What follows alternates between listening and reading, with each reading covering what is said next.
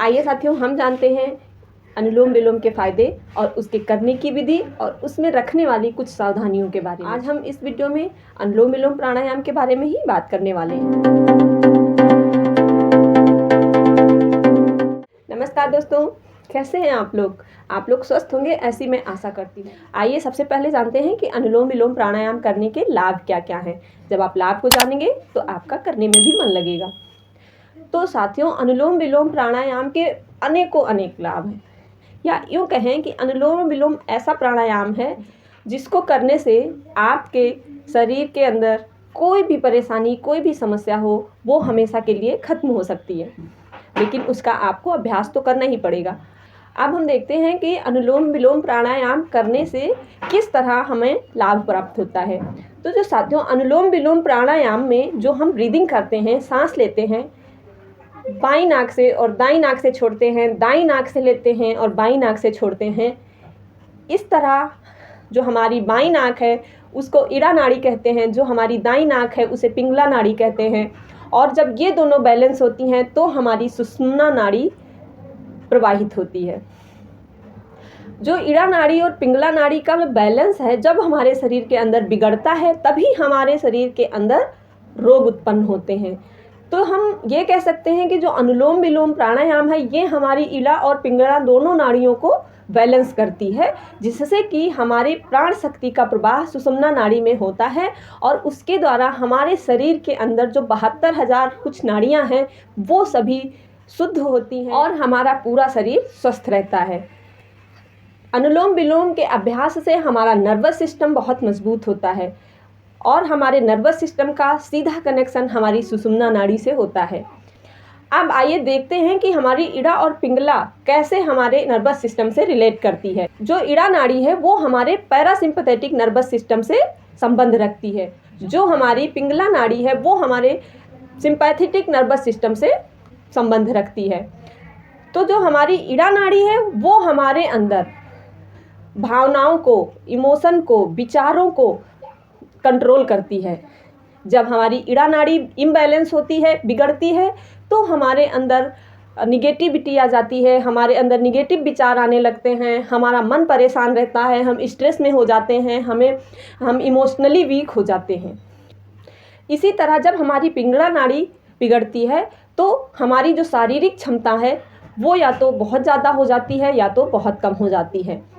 इसलिए साथियों, जो है हमारी ईड़ा नाड़ी और पिंगला नाड़ी का बैलेंस होना बहुत ही ज़रूरी है, क्योंकि एक नाड़ी जो है हमारी आंतरिक, हमारे जो है मनोमय शरीर पे काम करता है, हमें मानसिक रूप से मजबूत बनाता है, तो दूसरी तरफ जो पिंगला नाड़ी है वो हमें शारीरिक रूप से मजबूत बनाती है और हमें अपने जीवन में आगे बढ़ने के लिए मन से और शरीर से, दोनों से ही स्वस्थ रहना और खुश रहना ज़रूरी है। तो इस तरह साथियों, अनुलोम विलोम प्राणायाम जो है हमारी ईड़ा और पिंगला दोनों नाड़ियों को बैलेंस करके हमारी सुषुम्ना नाड़ी में प्राण शक्ति को, ऊर्जा को प्रवाहित करती है, जिससे हमारे अंदर हर तरीके के रोग खत्म हो जाते हैं। अनुलोम विलोम प्राणायाम साथियों यूँ तो कोई भी कर सकता है, जिसे योग के बारे में कुछ भी नहीं आता वो भी अनुलोम विलोम प्राणायाम कर सकता है। लेकिन इसको करते समय हमें ये ध्यान रखना है कि हमें बैठना कैसे है। सबसे पहले हमें सिटिंग पोस्चर का ही ध्यान रखना है, क्योंकि जब भी हम प्राणायाम करने के लिए बैठें तो हमेशा एक बात का ध्यान रखें कि उस वक्त हमारी जो गर्दन है वो बिल्कुल सीधी होनी चाहिए, सामने होनी चाहिए, और हमारी जो स्पाइन है, हमारी पीठ है, वो बिल्कुल सीधी होनी चाहिए। तो अनुलोम विलोम करने से पहले जब भी आप बैठें तो आपकी गर्दन और आपकी पीठ पूरी तरीके से सीधी होनी चाहिए।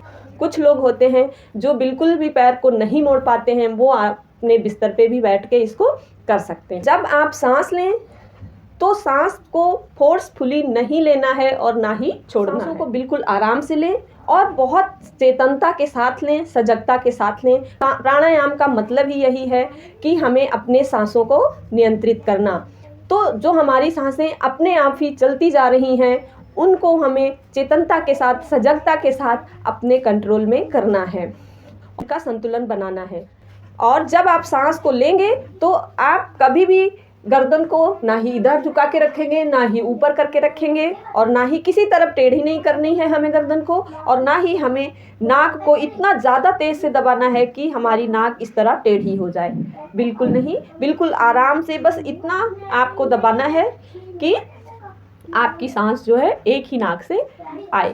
आइए देखते हैं कि हमें इसे किस तरह अभ्यास करना चाहिए। सबसे पहले आप किसी भी आसन में बैठ जाइए, सुखासन, सिद्धासन या पद्मासन। बैठने के बाद अपनी स्पाइन को सीधी रखते हुए, अपने हाथों को ज्ञान मुद्रा में रखते हुए गहरी लंबी सांस लेंगे।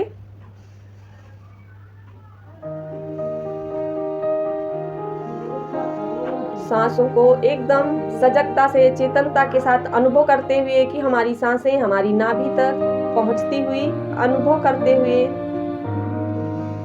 गहरी लंबी सांस लेंगे, छोड़ेंगे। इस तरह 5 बार आप इनहेल और एक्सहेल करेंगे। 5 बार आप सांसों को अंदर ले जाएंगे और 5 बार सांसों को बाहर छोड़ेंगे। अब आप एक हाथ को इस तरह आप ज्ञान मुद्रा में अपनी थाई पे रख सकते हैं, दूसरे हाथ को इस तरह वायु मुद्रा में आप रखें, और अब आप अंगूठे से इस तरह अपनी दाहिनी नाक को बंद करेंगे और बाईं नाक से सांस को भरेंगे।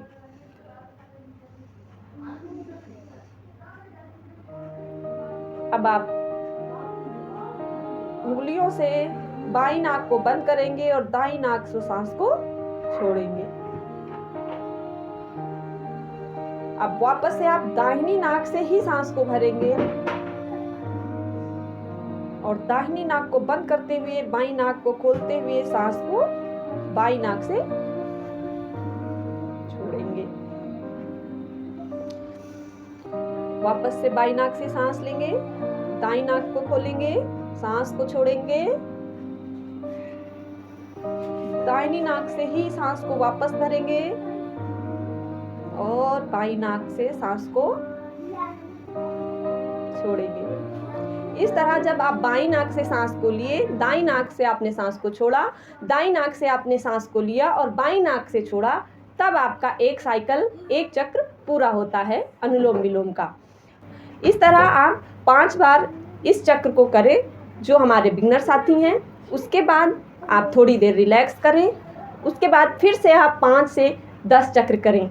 जो साथी हमारे नियमित अभ्यास वाले हैं, अपनी कैपेसिटी के हिसाब से 5 से 10 मिनट, 10 से 15 मिनट आप अभ्यास को करें। अब साथियों, इसमें एक और कन्फ्यूज़न होती है कि अनुलोम विलोम क्या है और नाड़ी शोधन प्राणायाम क्या है। तो अभी जो अभ्यास हमने किया साथियों, वो अनुलोम विलोम है। तो नाड़ी शोधन प्राणायाम है साथियों, उसमें जो प्राणायाम की चारों टेक्निक हैं, पूरक, अंतःकुंभक, रेचक और बाह्य कुंभक, उसमें इन चारों को शामिल किया जाता है। वो होता है नाड़ी शोधन प्राणायाम। भी आप नाड़ी शोधन प्राणायाम के बारे में हम किसी और वीडियो में चर्चा करेंगे। अभी हम अनुलोम विलोम प्राणायाम के बारे में ही जानते हैं। तो आप बिल्कुल कंफ्यूज मत होइए अनुलोम विलोम और नाड़ी शोधन में। जब आप अनुलोम विलोम करके नियमित अभ्यासी हो जाएंगे और उसका अच्छे से आपको अभ्यास हो जाएगा, सांसों का नियंत्रण हो जाएगा, तो आप कुंभक भी लगाना सीख जाएंगे। एक और बात ध्यान रखिए, कोशिश करिए कि जब आप अनुलोम विलोम प्राणायाम का अभ्यास करें तो सांस को जितनी देर में लें, कोशिश करें कि उससे ज़्यादा देर में ही सांस को छोड़ें। अगर ज़्यादा देर में नहीं हो सकती तो कम से कम बराबर जितनी देर में आपने सांस लिया है उतनी ही देर में आप सांस को छोड़ेंगे। बस ये ध्यान रहे कि कम नहीं होना चाहिए, क्योंकि सांसों की जो हमारी लंबाई है तभी बढ़ेगी और हम कुंभक तभी लगाना सीख पाएंगे जब हमारे सांसों की लंबाई बढ़ने लगेगी। आप इन छोटी छोटी चीज़ों का ध्यान रखते हुए अनुलोम विलोम प्राणायाम को करिए और इसके तमाम सारे लाभ को उठाइए। अगर आपको नींद नहीं आती है, आपका मन चंचल है, आपके अंदर बहुत सारे विचार आते हैं और आपको हमेशा लेजीनेस रहता है या आप हाइपर एक्टिव हैं, कोई भी समस्या हो, हर कोई इस प्राणायाम को करके अपनी सारी समस्याओं को दूर कर सकता है। तो इसका अभ्यास आप ज़रूर करिएगा। और अगर आप चैनल पे पहली बार आए हैं तो चैनल को सब्सक्राइब ज़रूर करिए, अपने दोस्तों के साथ भी शेयर करिए और लाइक करना मत भूलिएगा। और मुझे आज्ञा दीजिए, मैं आपसे मिलती हूँ अगली वीडियो में। तब तक के लिए नमस्कार।